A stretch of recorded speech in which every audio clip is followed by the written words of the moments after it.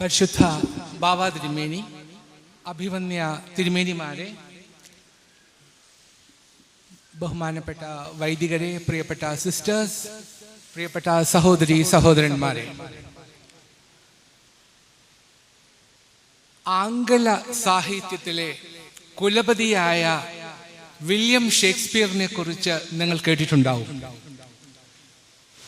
അദ്ദേഹം എഴുതിയ നാടകങ്ങൾ ഒരു പക്ഷേ നിങ്ങൾ വായിച്ചിട്ടുണ്ടാവും, പഠിച്ചിട്ടുണ്ടാവും, ഒന്നുമില്ലെങ്കിൽ കേട്ടിട്ടെങ്കിലും ഉണ്ടാവും. Macbeth, Julius Caesar, Othello, Romeo and Juliet തുടങ്ങിയ നാടകങ്ങൾ. ഈ വിശ്വപ്രസിദ്ധ സാഹിത്യകാരൻ ജനിച്ചത് ഇംഗ്ലണ്ടിലെ സ്റ്റാഫേർഡ് എന്ന സ്ഥലത്താണ്. ഏവൺ നദിയുടെ തീരത്തുള്ള സ്റ്റാഫേർഡ് എന്ന് പറഞ്ഞ സ്ഥലത്താണ് അദ്ദേഹത്തിൻ്റെ ജന്മസ്ഥലം.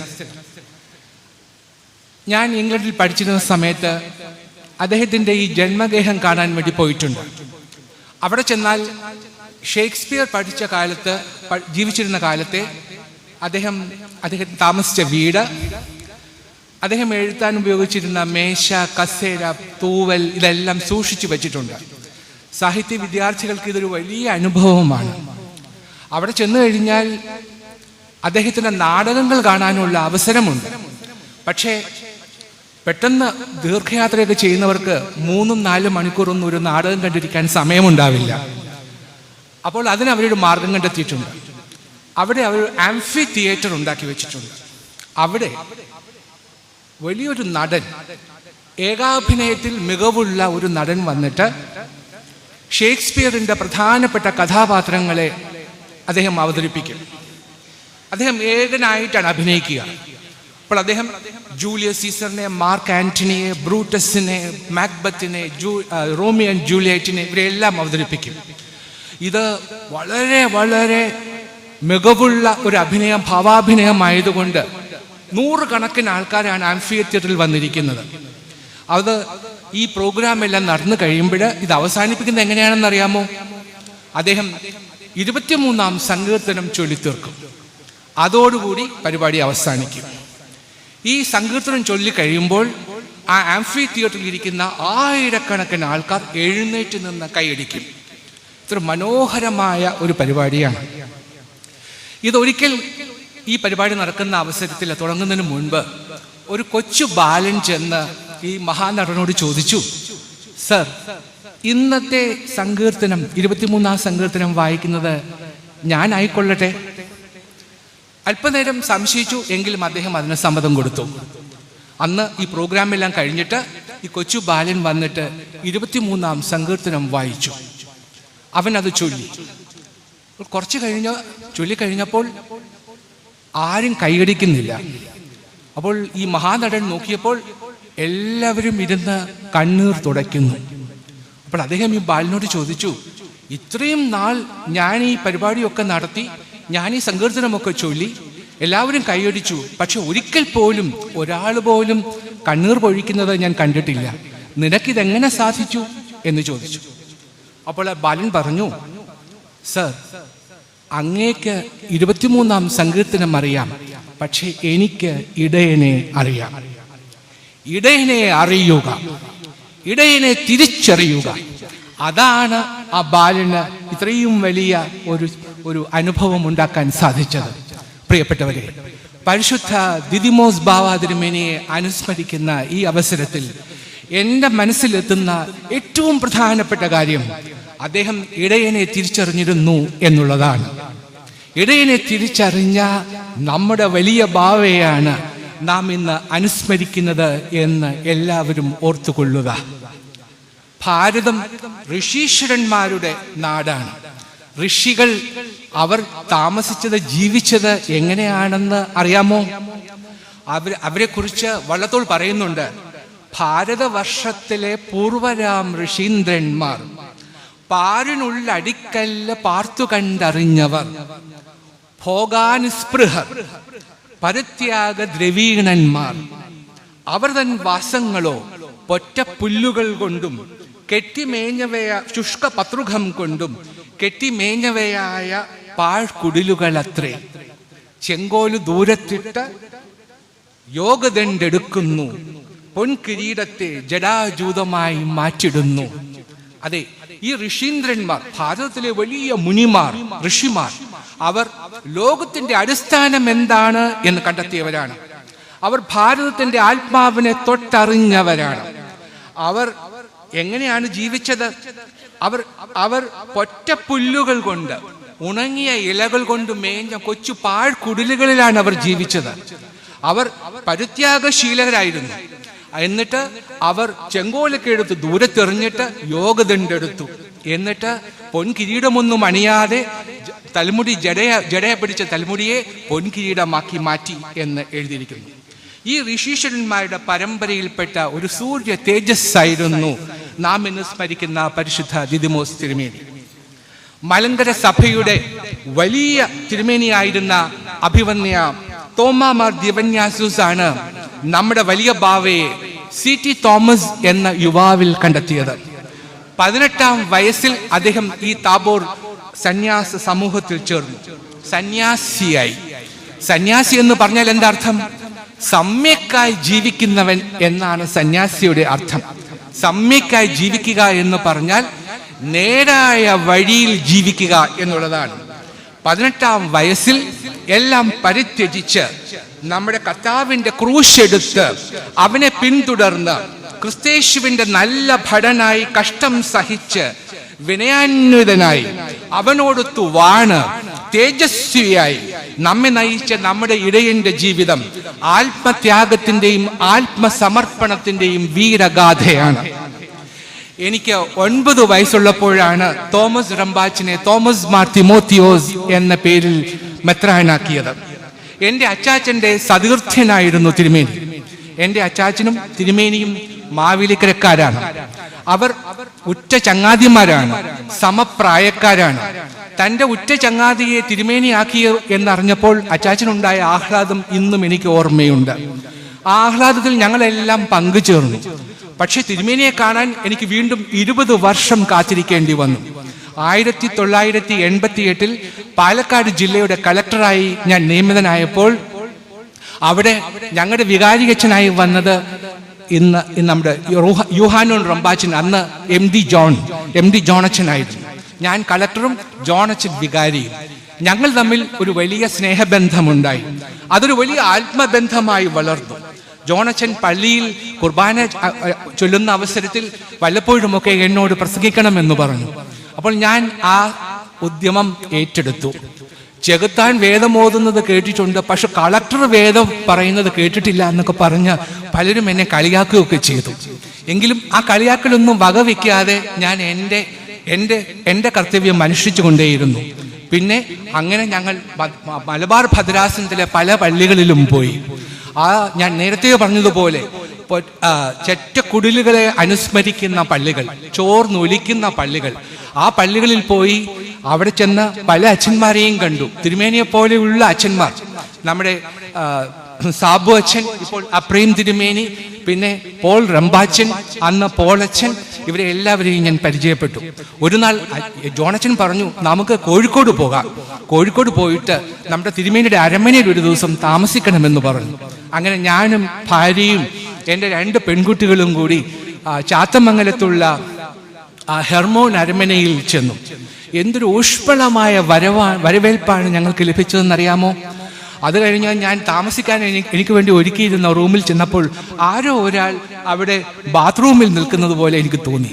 ഞാൻ നോക്കിയപ്പോൾ തിരുമേനിക്ക് എന്താ ഇവിടെ കാര്യം നോക്കിയപ്പോൾ തിരുമേനി അവിടെ ഫ്ലഷ് വർക്ക് ചെയ്യുന്നുണ്ടോ എന്ന് പരിശോധിച്ച് നോക്കുകയാണ്. തിരുമേനിയുമായി പിന്നെ ഞാൻ ദീർഘ സംഭാഷണം നടത്തി. കർത്താവിന് വേണ്ടി സർവവും സമർപ്പിച്ച, അവന്റെ പാദസേവ ചെയ്യാൻ സന്നദ്ധനായ, വിനയത്തിന്റെ നിറകുടമായ, നാട്യങ്ങളില്ലാത്ത ഒരു പിതാവിനെയാണ് ഞാൻ കണ്ടത്. മക്കളെ അരികിൽ വിളിച്ചു. എന്നിട്ട് ചോദിച്ചു, മക്കൾ വലുതാകുമ്പോൾ മക്കളിൽ കർത്താവിനെ കാണണം എന്ന് പറഞ്ഞു. അവർ കൊച്ചുകുട്ടികളായിരുന്നു, അവർക്കൊന്നും മനസ്സിലായില്ല. അപ്പോൾ തിരുമേനി ചോദിച്ചു, അതുപോട്ടെ, മോൾ വലുതാകുമ്പോൾ ആരാകണമെന്നാണ് ആഗ്രഹം? അപ്പോൾ മൂത്തവൾ പറഞ്ഞു, എനിക്കിങ്ങനെ ഒത്തിരി യാത്ര ചെയ്യണം, ഫോട്ടോയൊക്കെ എടുക്കണം, എന്നിട്ട് എനിക്ക് എഴുതണം എന്നൊക്കെ പറഞ്ഞു. രണ്ടാമത്തവൾക്കൊന്നും പറയാൻ അറിയുമായിരുന്നില്ല. അപ്പോൾ തിരുമേനി പറഞ്ഞു, മോളെ, എത്ര വലിയ ആളായാലും, എവിടെ എന്ത് ജോലിയിലായാലും നമ്മുടെ കർത്താവ് കാണിച്ചതുപോലെയുള്ള കരുണ കാണിക്കണം. അവൻ എന്ത് സ്നേഹസമ്പന്നനായിരുന്നു അതേപോലെ സ്നേഹസമ്പന്നനായിരിക്കണം. പിന്നെ നമ്മുടെ കർത്താവ് പകർന്നു കൊടുത്ത സ്നേഹം മറ്റുള്ളവർക്കും പകർന്നു കൊടുക്കണം. കർത്താവിനെ പോലെ ജീവിക്കണം എന്ന് പറഞ്ഞു. കർത്താവിനെ പോലെ ആകുക, അവനെ പോലെ ജീവിക്കുക, അവന്റെ പ്രതിച്ഛയായി മാറുക, അവന്റെ പ്രതിബിംബമാവുക, അവന്റെ പരസ്യ പലകയാവുക, കർത്താവിനെ നെഞ്ചിലേറ്റുക. ക്രൈസ്തവരായ എല്ലാവരോടുമുള്ള പരിശുദ്ധ ബാവാതിരുമേനിയുടെ കൽപ്പന ഇതാണ്, ആഹ്വാനം ഇതാണ്. നമ്മുടെ കർത്താവിന് എന്താണ് ഉണ്ടായിരുന്നത്? അവൻ സ്വന്തമെന്ന് പറയാൻ എന്തെങ്കിലും ഉണ്ടായിരുന്നോ? അവൻ ജനിച്ചത് ഒരു കല്ലടാവിൽ. അവിടെ മാനവരാശിയുടെ ഏറ്റവും വലിയ ഇടയന്, ഏറ്റവും നല്ല ഇടയന് ജനിക്കാൻ ഒരു പാഴ്ക്കുടില് പോലും ഉണ്ടായിരുന്നില്ല. അവന് പുതയ്ക്കാൻ കമ്പിളി വസ്ത്രങ്ങളോ കളിക്കാൻ കളിക്കോപ്പുകളോ ഉണ്ടായിരുന്നില്ല. അവൻ കൂട്ടുകാരുമൊത്ത് കളിച്ചപ്പോൾ മണ്ണ് കൊഴിച്ചു പ്രാവുകളെ ഉണ്ടാക്കി എന്നൊരു കഥ ഞാൻ വായിച്ചിട്ടുണ്ട്. അവന് പഠിക്കാൻ പാഠപുസ്തകങ്ങൾ ഉണ്ടായിരുന്നില്ല, പോകാൻ വിദ്യാലയം ഉണ്ടായിരുന്നില്ല. എന്നിട്ട് കുറച്ചു പ്രായമായപ്പോൾ വളർത്തച്ഛൻ്റെ കൂടെ ആശാരിപ്പണി ചെയ്തു. അങ്ങനെ ഒരു ആശാരി ചെക്കനായി. പിന്നീട് അവന് സഞ്ചരിക്കാൻ ഒരു വാഹനമുണ്ടായിരുന്നില്ല. അവന് കിട്ടിയത് ഒരു കഴുതക്കുട്ടിയെ മാത്രം. അവന് കടലിൽ സഞ്ചരിക്കാൻ ഒരു ബോട്ടുണ്ടായിരുന്നില്ല. അവൻ പത്രോസിന്റെ ബോട്ടിലാണ് യാത്ര ചെയ്തത്. പത്രോസിന്റെ ബോട്ടിൽ അങ്ങനെ അതിന്റെ കീഴെ ഒരു ചുരുണ്ട് ഉറങ്ങിക്കിടക്കുന്ന കർത്താവിനെ നിങ്ങൾ ഓർക്കുന്നില്ലേ? നോക്കൂ, അവന് കുടിക്കാൻ വെള്ളം കോരാൻ ഒരു പാത്രം പോലും ഉണ്ടായിരുന്നില്ല. അവന് ഭക്ഷണം കഴിക്കാൻ 5 അപ്പവും 2 മീനും മാത്രമേ ഉണ്ടായിരുന്നുള്ളൂ, ചിലപ്പോൾ ഒരു അത്തിപ്പഴം. പിന്നെ അവസാനം തല ചായ്ക്കാൻ എന്താ കിട്ടിയത്? വെറും ഒരു മരക്കുരിശ്. ഇതായിരുന്നു നമ്മുടെ നല്ല ഇടയൻ. ഈ നല്ല ഇടയനെ പോലെ ജീവിക്കുവാൻ നമുക്ക് കഴിയുമോ എന്നുള്ളതാണ് നമ്മൾ ചോദിക്കേണ്ടുന്നത്. When Jesus looks upon my life, what picture does he see? Does he see his own reflection or does he just see me? യേശു എൻ്റെ ജീവിതത്തിലേക്ക് നോക്കുമ്പോൾ എന്ത് ചിത്രമാകും അവൻ കാണുന്നത്? എൻ്റെ പ്രതിരൂപമാകുമോ, അവന്റെ പ്രതിരൂപമാകുമോ, അതോ എൻ്റെ പ്രതിരൂപമോ? Does he see his likeness, the product of his hand, or just another Christian who never took a stand? അവൻ എന്നിൽ നോക്കുമ്പോൾ അവന്റെ പ്രതിച്ഛായ കാണുമോ, അവന്റെ കൈവേലയെ കാണുമോ, അതോ ഒരിക്കലും ഒരു കാര്യത്തിലും ഒരു നിലപാടും സ്വീകരിക്കാത്ത വെറും ഒരു ക്രിസ്ത്യാനിയായിരിക്കുമോ? Does he see a child of God, a child that he set free, living life to honor him, or does he just see me? എന്നിൽ ഒരു ദൈവ പൈതലിനെ അവൻ കണ്ടെത്തുമോ? അവന്റെ നാമം മഹത്വപ്പെടുത്തുന്ന ഒരു പൈതലിനെ കണ്ടെത്തുമോ, അതോ വെറും കേവലം എന്നെ മാത്രം? What about other folks I meet along the way? Do I show them Jesus to brighten up their day?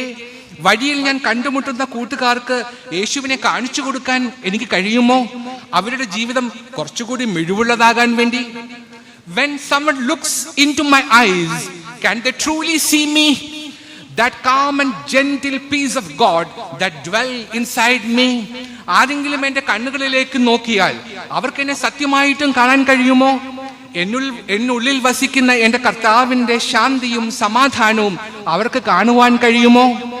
When folks are in my presence, do they know his spirit there? Can they see that he is the one who guides me everywhere? എൻ്റെ കൂട്ടുകാരുമൊത്തു പോകുമ്പോൾ എൻ്റെ കർത്താവിൻ്റെ ആത്മാവിനെ എന്നിൽ ദർശിക്കുമോ?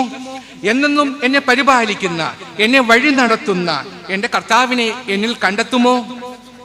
പ്രിയപ്പെട്ടവരെ, പുതിയ നിയമം വായിക്കുന്ന, പ്രത്യേകിച്ചും സുവിശേഷങ്ങൾ വായിക്കുന്ന ഒരാളിൻ്റെ മനസ്സിൽ പതിയുന്ന ഒരു ചിത്രമുണ്ട് നമ്മുടെ കർത്താവിൻ്റെത്. എന്തൊരു കരുണാമയനായ, എന്തൊരു ഹൃദയ വിശാലതയുള്ള, നൈർമല്യമുള്ള ഒരു പുരുഷനെയാണ് നാം അവിടെ കാണുന്നത്. അവന്റെ ഹൃദയം മാതളപ്പൂ പോലെയായിരുന്നു, അതുപോലെ മൃദുലമായിരുന്നു. അവന്റെ വാക്കുകൾ തേനിലും തേൻകട്ടയിലും മധുരതരമായിരുന്നു. ആ ശമറിയാക്കാരിയായ സ്ത്രീയോട് അവൻ സംസാരിക്കുന്നു നോക്കുക. പള്ളിയിൽ വന്നപ്പോൾ 18 സംവത്സരമായി കൂനുള്ള ഒരു സ്ത്രീയെ കണ്ടപ്പോൾ കർത്താവ് അവളെ അരികെ വിളിച്ചു, അവളുടെ കൂണ് നിവർത്തി കൊടുത്തു. യേശുവേ, ദാവീദ് പുത്രാ, എന്നെ സൗഖ്യമാക്കണമേ എന്ന് പറഞ്ഞ് നിലവിളിക്കുന്ന ഒരുവന്റെ അവനെ സൗഖ്യമാക്കി കൊടുത്തു. അവനെ കാണാൻ കുറിയനായതുകൊണ്ട്, കാണാൻ കഴിയാത്തത് കൊണ്ട് മരക്കൊമ്പിൽ കയറിയിരുന്ന സഖായിയെ കണ്ടിട്ട് പേര് ചൊല്ലി വിളിച്ച്, ഇന്ന് ഞാൻ നിന്റെ വീട്ടിൽ വരും എന്ന് പറഞ്ഞു. ഇങ്ങനെ എത്ര കരുണാമയനായ ഒരു കർത്താവിനെയാണ് നാം കാണുന്നത്. കർത്താവ് സ്വന്തം ജീവിതത്തിൽ കാണിച്ച സ്നേഹം, കാരുണ്യം മറ്റുള്ളവരിലേക്ക് പകർന്നു കൊടുക്കണമെന്ന് തിരുമേനി പറഞ്ഞു.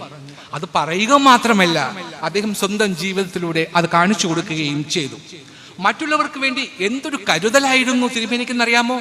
തിരുമേനിയുടെ അരമനയിൽ നിന്ന് ഞങ്ങൾ മടക്കയാത്ര ആരംഭിച്ച സമയം ഞാൻ ഓർക്കുകയാണ്. അതിരാവിലെ 5 മണിക്ക് കോഴിക്കോട്ട് നിന്നും തിരിക്കാനായിരുന്നു പ്ലാൻ. 5 മണിക്ക് തിരിച്ച് ഞങ്ങൾ വിചാരിച്ചു കൊച്ചുങ്ങളെ എല്ലാം ഉണർത്തണ്ട, അവരെ പുറകിലത്തെ സീറ്റിൽ ഇട്ടേക്കാം, എന്നിട്ട് രാവിലെ 8 മണിക്ക് പാലക്കാട് ചെന്നിട്ട് പ്രഭാത ഭക്ഷണമൊക്കെ കഴിക്കാം എന്ന് വിചാരിച്ച് ഞങ്ങൾ എഴുന്നേറ്റപ്പോൾ അരമന ചാപ്പലിൽ ധ്യാനനിരതനായിരിക്കുന്ന പിതാവിനെയാണ് കണ്ടത്. കാറിലേക്ക് പ്രവേശിക്കാൻ തുടങ്ങിയപ്പോൾ തിരുമേനി പാക്കറ്റുകളുമായി വന്നു. വഴിമധ്യേ കഴിക്കാൻ ഉള്ള ഭക്ഷണം, പിന്നെ 1 കുപ്പി തേൻ, പിന്നെ 2 കുപ്പി പാല്, ഇതെല്ലാം കൊണ്ടുവന്നു. എന്നിട്ട് എനിക്ക് പരിമല തിരുമേനിയുടെ മനോഹരമായ ഒരു ചിത്രവും സമ്മാനിച്ചു. വാത്സല്യ അതിരേകങ്ങളാൽ ഞങ്ങളെ അദ്ദേഹം വീർപ്പ് മുട്ടിച്ചു. വേദപുസ്തകത്തിൽ തന്നെ ഏറ്റവും ആകർഷിച്ച വാക്യം വിശുദ്ധ മത്തായി 7:12 ആണെന്ന് അദ്ദേഹം പറയുന്നു. മനുഷ്യൻ നിങ്ങൾക്ക് ചെയ്യണമെന്ന് നിങ്ങൾ ഇച്ഛിക്കുന്നതൊക്കെയും നിങ്ങൾ അവർക്കും ചെയ്യുവീൻ എന്നാണ് ആ വാക്യമാണ് അദ്ദേഹത്തെ ഏറ്റവും ആകർഷിച്ചത്. ഇത് തന്നെയല്ലേ തിരുമേനി സ്വന്തം ജീവിതത്തിൽ ചെയ്തത്? തിരുമേനി ഒരു ഉജ്ജ്വല വാഗ്മിയായിരുന്നില്ല, ഒരു നയതന്ത്രജ്ഞനായിരുന്നില്ല, ഒരു ഭരണ നൈപുണ്യമുള്ളവനായിരുന്നില്ല, കുശാഗ്ര ബുദ്ധിശാലിയായിരുന്നില്ല. എന്നാൽ അദ്ദേഹം കൃശഗാത്രനും മൃദുഭാഷിയും മിതഭാഷിയുമായിരുന്നു. ഈ പിതാവിനെ മലങ്കര സഭയുടെ വലിയ ഇടയനാക്കിയത് ദൈവനിയോഗം ഒന്നുകൊണ്ട് മാത്രമായിരുന്നു. നമ്മുടെ കർത്താവ് അദ്ദേഹത്തെ നിയോഗിക്കുകയായിരുന്നു. മോശയെ നിയോഗിച്ചതുപോലെ, ദാവീദിനെ സജ്ജനാക്കിയതുപോലെ, അല്ലെങ്കിൽ ശൗലിനെ തിരഞ്ഞെടുത്തതുപോലെ. പ്രിയപ്പെട്ടവരെ, താഴ്മയുള്ളവരെ അവൻ ഉയർത്തി. താൻ ആരുമല്ലെന്നും തനിക്കൊന്നുമില്ലെന്നും തനിക്കുള്ളത് ക്രിസ്തു മാത്രമാണെന്നും ഈ പിതാവ് വിശ്വസിച്ചു. ആ വിശ്വാസമാണ് അദ്ദേഹത്തിന് വഴികാട്ടിയത്. ഹെർമോൻ അരമനയിൽ താമസിക്കുമ്പോൾ അദ്ദേഹത്തിന്റെ പ്രാർത്ഥനകൾ ഞാൻ ശ്രദ്ധിച്ചു. ഏതു നേരവും പ്രാർത്ഥിക്കുക, എല്ലാ യാമപ്രാർത്ഥനകളും കൃത്യമായി നടത്തുക, മടുക്കാതെ മുടങ്ങാതെ പ്രാർത്ഥിക്കുക. പ്രാർത്ഥന മുടങ്ങിയാൽ ഉറങ്ങിയവനെ പോലെയാകും. സാംസൺ ഉറങ്ങിക്കിടന്നപ്പോൾ അവന്റെ തലമുടി നീക്കം ചെയ്തു, അപ്പോൾ അവൻ ബലഹീനനായി എന്ന ന്യായാധിപന്മാരുടെ പുസ്തകത്തിൽ എഴുതിയിരിക്കുന്നു. പ്രാർത്ഥന മുടങ്ങിയപ്പോൾ അവൻ ഉറങ്ങിയവനായി. നിരന്തരമായ പ്രാർത്ഥനയിലൂടെ എന്താണ് നേടിയെടുക്കാനാവുന്നത് എന്ന് അദ്ദേഹം കാണിച്ചു തന്നു. പ്രാർത്ഥനയിലൂടെ ആത്മബലമുണ്ടാകും. എല്ലാത്തരം പരീക്ഷകളെയും അതിജീവിക്കാൻ അതുമൂലം കഴിയും. പ്രാർത്ഥന മൂലം ദൈവവുമായുള്ള സമ്പർക്കം അത് പരിപാവനമാകും. പ്രാർത്ഥന മൂലം ദൈവത്തിന് സമീപസ്ഥനാകും.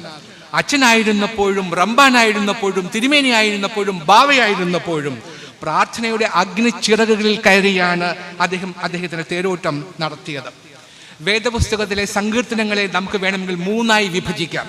ഒന്ന്, കടുത്ത പരീക്ഷണങ്ങളുടെ കഥകൾ പറയുന്നു, ട്രയൽസിന്റെ കഥകൾ പറയുന്നു. മറ്റു കുറെ സങ്കീർത്തനങ്ങൾ വിശ്വാസത്തിന്റെ, ഫെയ്ത്തിന്റെ കഥകൾ പറയുന്നു.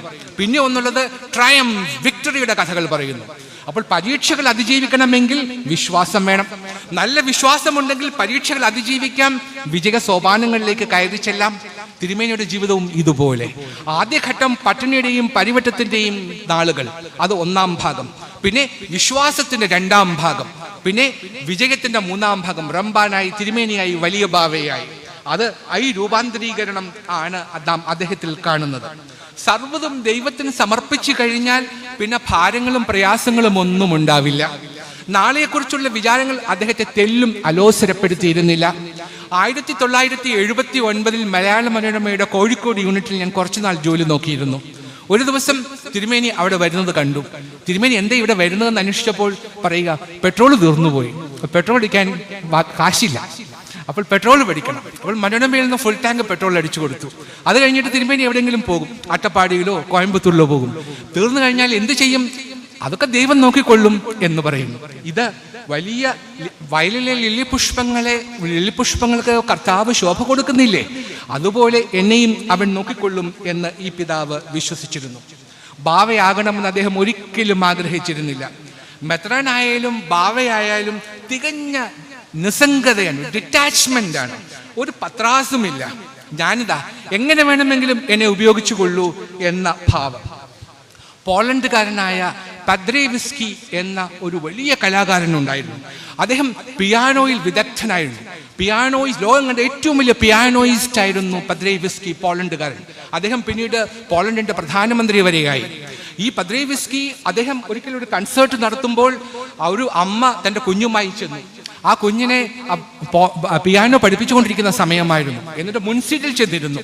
കുറച്ച് കഴിഞ്ഞപ്പോൾ അമ്മ അവരുടെ കൂട്ടുകാരി കുറച്ച് അകലെ ഒരു സീറ്റിൽ ഇരിക്കുന്നത് കണ്ടിട്ട് മോനോട് പറഞ്ഞു, മോനെ നീ ഇവിടെ തന്നെ ഇരിക്കണം, ഞാൻ ഇപ്പം വരാം കേട്ടോ എന്ന് പറഞ്ഞിട്ട് പോയി. അപ്പോൾ ഈ കുഞ്ഞ് വികൃതിയായിരുന്നു. അവന് നോക്കിയിട്ട് വിചാരിച്ചു അവിടെ ആ സ്റ്റേജിന്റെ ഇടതുവശത്ത് ഒരു കോവണി കിടക്കുന്നു, അതുവഴി ഒന്ന് കയറി ചെന്നു. നോ അഡ്മിഷൻ എന്ന് എഴുതിയിരിക്കുന്നതൊക്കെ കണ്ടു. അതൊന്നും മൈൻഡ് ചെയ്യാതെ അകത്ത് ചെന്നപ്പോൾ വലിയൊരു പിയാനോ വെച്ചിരിക്കുന്നു. അവൻ അതിൻ്റെ അടുത്ത് ചെന്നിരുന്നിട്ട് അതിൻ്റെ വിരലുകളൊക്കെ തൊട്ട് നോക്കി. അപ്പോഴേക്കും അമ്മ തിരികെ വന്നു. കുഞ്ഞിനെ കാണുന്നില്ല. പരിഭ്രാന്തയായി. പെട്ടെന്ന് മണിയടിച്ചു. കർട്ടനൊക്കെ നീങ്ങി. അപ്പോൾ തൻ്റെ മകൻ വലിയ പിയാനോയുടെ മുമ്പിൽ ഇരുന്ന് ട്വിങ്കിൾ ട്വിങ്കിൾ ലിറ്റിൽ സ്റ്റാർ പാടിക്കൊണ്ടിരിക്കുന്നു. അത് കണ്ട് അമ്മ ഒന്ന് ഭയചകിതയായി. പെട്ടെന്ന് പദ്രേവിസ്കി വന്നു. അദ്ദേഹം വന്നപ്പോൾ കുഞ്ഞ് അവിടെ നിന്ന് എഴുന്നേൽക്കാൻ നോക്കി. അപ്പോൾ പദ്രേവിസ്കി പറഞ്ഞു, no don't quit, keep playing, നീ എഴുന്നേൽക്കണ്ട, നീ കളിച്ചുകൊണ്ടിരുന്നുള്ളൂ എന്ന് പറഞ്ഞിട്ട് അദ്ദേഹം ഒരു കൈ അവൻ്റെ തോളിൽ വാത്സല്യപൂർവ്വം ഇട്ടിട്ട് മറ്റേ കൈ കൊണ്ട് വിരലുകൾ പിയാനോയിൽ കൂടി ഓടിക്കാൻ തുടങ്ങി. പെട്ടെന്ന് ഒരു അതുല്യമായ, വിവരിക്കാനാവാത്ത, വർണ്ണിക്കാൻ കഴിയാത്ത ഒരു നാദപ്രപഞ്ചം അവിടെ ഉണ്ടായി. ആ മാസ്മരികതയിൽ എല്ലാവരും അത്ഭുത പരതന്ത്രരായി. അമ്മ പോയ ഈ ബാലനെ പോലെയാണ് നമ്മുടെ വലിയ ബാവ. ജീവിതമാകുന്ന തൻ്റെ പിയാനോയിൽ വിരലമർത്താൻ താൻ കെൽപ്പുള്ളവനല്ല എന്ന് അദ്ദേഹം മനസ്സിലാക്കി. അതിനാൽ ദൈവത്തിൻ്റെ കരങ്ങൾ, അവൻ്റെ വിരലുകൾ ആ പിയാനോയിലൂടെ ഓടിക്കാൻ അദ്ദേഹം അവന് സമ്മതം കൊടുത്തു. അതുകൊണ്ടാണ് അതിൽ നിന്നും സ്വർഗീയ ഗാനങ്ങൾ ഉതിരാൻ തുടങ്ങിയത്. God doesn't call the equipped, He equips the called. ദൈവം എല്ലാം തികഞ്ഞവരെ ദൈവം വിളിക്കില്ല, എന്നാൽ വിളിച്ചവരെ ദൈവം എല്ലാം തികഞ്ഞവരാക്കും. 2007 സഭാ സമാധാനത്തിനുള്ള ഒരു പാക്കേജ് ഡീലുമായി ഞാൻ മുഖ്യമന്ത്രിയുടെ പ്രത്യേകം ദൂതനായി ഇവിടെ ഈ ദേറായിൽ വന്ന് ബാവയെ കണ്ടു. ഞാൻ പോയപ്പോൾ ഐറീനിയോസ് തിരുമേനി എന്നെ കണ്ടിട്ട് എങ്ങോട്ടാണെന്ന് ചോദിച്ചു. ഞാൻ പറഞ്ഞു ബാവയെ കാണാൻ പോവുക, ഞാനും വരുന്നു എന്ന് പറഞ്ഞു. അദ്ദേഹവും അതിൻ്റെ കൂടെ ഉണ്ടായിരുന്നു. എന്നിട്ട് ഞാൻ ഈ പാക്കേജ് അദ്ദേഹത്തിൻ്റെ മുമ്പിൽ അവതരിപ്പിച്ചു. പുത്തൻകുരിശിലെ പാത്രിക സെന്ററിൽ പോയി പാത്രിക വിഭാഗത്തിൻ്റെ അധ്യക്ഷനെയെല്ലാം കണ്ടിട്ടാണ് ഞാൻ വന്നത്. പാക്കേജെല്ലാം പറഞ്ഞു കേൾപ്പിച്ചപ്പോൾ അദ്ദേഹം പറഞ്ഞു, ഇത് അംഗീകരിക്കുകയാണെങ്കിൽ ഇന്നലെ വരെ നമ്മൾ പറഞ്ഞതൊക്കെ തെറ്റായിരുന്നു എന്ന് പറയേണ്ടി വരും. താൽക്കാലിക ലാഭത്തിന് വേണ്ടി ഞാൻ സത്യത്തെ വിട്ടുകളയാൻ തയ്യാറല്ല, അതിനെ ഉപേക്ഷിക്കാൻ വയ്യ. ഒരു പക്ഷേ ഇനിയും നമുക്ക് പ്രയാസങ്ങൾ ഉണ്ടായേക്കാം, എന്നാലും സത്യം അവസാനം വിജയിക്കുക തന്നെ ചെയ്യും എന്ന് അദ്ദേഹം പറഞ്ഞു. സഭയുടെ ദൗത്യത്തെക്കുറിച്ച് അദ്ദേഹത്തിന് വ്യക്തമായ കാഴ്ചപ്പാടുകൾ ഉണ്ടായിരുന്നു. സഭയുടെ പ്രഥമമായ മിഷൻ അത് സുവിശേഷം പ്രചരിപ്പിക്കുകയാണ് എന്ന് അദ്ദേഹം തിരിച്ചറിഞ്ഞു. ആദിവാസി മേഖലയായ അട്ടപ്പാടിയിൽ, ഒരു ഓർത്തഡോക്സുകാരൻ പോലും ഇല്ലാത്ത അട്ടപ്പാടിയിൽ അദ്ദേഹം ഒരു മിഷൻ ആരംഭിച്ചു, സെയിന്റ് തോമസ് മിഷൻ. നിങ്ങൾ അട്ടപ്പാടിയിൽ പോയിട്ടുണ്ടോ എന്ന് എനിക്ക് അറിഞ്ഞുകൂടാ. ഞാൻ പോയിട്ടുണ്ട്. ഞാൻ അവിടുത്തെ കളക്ടറായിരുന്നു. അവിടുത്തെ എല്ലാ ഊരുകളിലും ഞാൻ പോയിട്ടുണ്ട് കാൽനടയായി. അവിടെ പൊട്ടിപ്പൊളിഞ്ഞ റോഡുകൾ, വെള്ളമില്ലാത്ത പൈപ്പുകൾ, വെളിച്ചം വിതരാത്ത വഴിവിളക്കുകൾ, ഇതെല്ലാമാണ് ആ സ്ഥലം. ദുരിതം മാത്രം. അങ്ങനെയുള്ള ഒരു സ്ഥലത്ത് ഒരു മിഷൻ ആരംഭിക്കണമെന്ന് ബാവ തിരുമേനി, അന്ന് ബാവയായിരുന്നില്ല, ഭദ്രാസന മെത്രാപ്പോലിത്തയായിരുന്നു, തീരുമാനിച്ചു. അവിടേക്ക് അദ്ദേഹം 2 പേരെ അയച്ചു. ഒന്ന് നമ്മുടെ MD ജോണച്ചൻ, പിന്നെ പോളച്ചൻ. അവർ പ്രതിഫലവും ആഗ്രഹിക്കാതെ അവരവിടെ സേവനത്തിൽ മുഴുകുന്നു. മൈലുകൾ കാൽനടയായി പോകുന്നു. 6-7 കിലോമീറ്റർ താണ്ടി പുല്ലുകൾ കൊണ്ട് മേഞ്ഞ പള്ളികളിൽ, കൊച്ചു കുഞ്ഞു പള്ളികളിൽ കുർബാന അർപ്പിക്കുന്നു. ഇത് എത്ര പേർക്ക് ഇതറിയാം ഈ സഭയിൽ? നോക്കൂ, പരിചയപ്പെടുന്ന എല്ലാവരോടും അദ്ദേഹം ഒരുപോലെ പ്രതികരിക്കും. വലുപ്പച്ചെറുപ്പ ഭേദമില്ല. ഞാൻ നേരത്തെ പറഞ്ഞതുപോലെ വളരെ കുറച്ചേ സംസാരിക്കും. മിതഭാഷിയാണ്.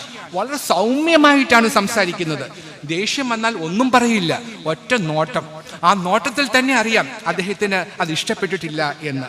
വാക്കുകൊണ്ടോ പ്രവൃത്തി കൊണ്ടോ ഒരാളെ പോലും നോവിക്കരുതെന്ന് ഈ പിതാവിന് നിശ്ചയമുണ്ടായിരുന്നു. ഒരു അത്യാഹ്ലാദ പ്രകടനങ്ങളൊന്നുമില്ല, ഒരു ചെറു ചിരി മാത്രം, നറുനിലാവ് പോലെ. വലിയൊരു കച്ചവട കേന്ദ്രത്തിന്റെ മുമ്പിൽ ഒരിക്കൽ ഒരാൾ പോയിക്കൊണ്ടിരുന്നപ്പോൾ അവിടെ ഒരു കുഞ്ഞിരുന്ന ഷൂ ഒക്കെ പോളിഷ് ചെയ്യുന്നുണ്ട്, ഷൂ ഷൈൻ ചെയ്യുന്ന ഒരു പയ്യനെ കണ്ടു. വളരെ അത്യുത്സാഹത്തോടെയാണ് അയാൾ ഷൂ പോളിഷ് ചെയ്യുന്നത്. ഓരോ ഷൂവും നല്ല കണ്ണാടി പോലെ മിനുക്കും. ഇത് കണ്ടിട്ട് ഈ വഴിപോക്കൻ ചോദിച്ചു, നിനക്കിത് എങ്ങനെ സാധിക്കുന്നു? എല്ലാ ഷൂസും ഒരേപോലെ തിളക്കാൻ നിനക്ക് എങ്ങനെ സാധിക്കുന്നു? അപ്പോൾ അയാൾ പറഞ്ഞു, അതോ ഓരോ ഷൂസ് വരുമ്പോഴും ഞാൻ വിചാരിക്കും ഇതെൻ്റെ നാഥൻ്റെ ഷൂസാണ് എന്ന് വിചാരിക്കുമ്പോൾ കണ്ണാടി പോലെ മിനുക്കാൻ എനിക്ക് സാധിക്കും എന്ന് പറഞ്ഞു. നമ്മുടെ വലിയ ബാവ ഇതുപോലെ വരുന്ന എല്ലാവരും ദൈവമക്കളാണെന്ന് കണ്ട് അവരിൽ ദൈവത്തിൻ്റെ പ്രതീകം അതിൽ ദർശിച്ച് അവരെ എല്ലാവരെയും അദ്ദേഹം ഒരേപോലെ നോക്കിയിരുന്നു. ആ വലിയ പിതാവിനെയാണ് പ്രിയപ്പെട്ടവരെ നാം ഇന്ന് സ്മരിക്കുന്നത്.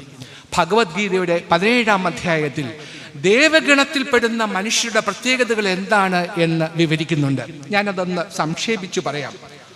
നിർഭയത, ആത്മശുദ്ധി, ആധ്യാത്മിക ജ്ഞാനം, ദാനം, ആത്മസംയമം, വേദാധ്യയനം, തപസ്യ, സരളത, അഹിംസ, സത്യം, ക്രോധവിഹീനത, ത്യാഗം, ശാന്തി, ഛിദ്രപ്രവൃത്തികളോടുള്ള അരുചി, എല്ലാ ജീവജാലങ്ങളോടുമുള്ള കരുണ, ലോഭവിഹീനത, ഭദ്രത, ലജ്ജ, സങ്കല്പം, ബുദ്ധി, ക്ഷമ, ധൈര്യം, പവിത്രത, ഐഹിക കാര്യങ്ങളോടുള്ള വിരക്തി.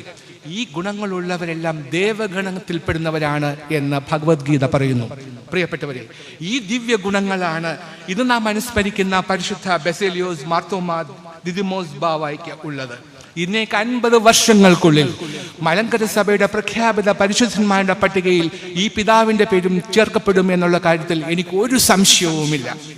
ഇടയനെ തിരിച്ചറിഞ്ഞ ദേവതുല്യനായ ഈ പരിശുദ്ധ പിതാവിൻ്റെ തൃപ്പാദങ്ങളിൽ മലങ്കര സഭാമക്കളുടെ എല്ലാവരുടെയും പേരിൽ ഞാൻ വാഴാമലരുകൾ അർപ്പിക്കുന്നു. പ്രിയപ്പെട്ടവരെ, വലിയ ബാവയുടെ 75-ാം പിറന്നാളിൽ കോഴിക്കോട് ടാഗോർ സെന്റിനറി ഹാളിൽ നടന്ന സമ്മേളനത്തിൽ ഇതേപോലെ പ്രസംഗിക്കാൻ എനിക്ക് അവസരം ലഭിച്ചു. അന്ന് പ്രസംഗം അവസാനിച്ചപ്പോൾ ഞാൻ ചോദിച്ചു, എനിക്ക് തിരുമേനി ദീർഘായുഷ്മാനായിരിക്കണമെന്ന് ആഗ്രഹമുണ്ട്, എങ്കിലും ഞാൻ അങ്ങനെ ആശംസിക്കുന്നില്ല.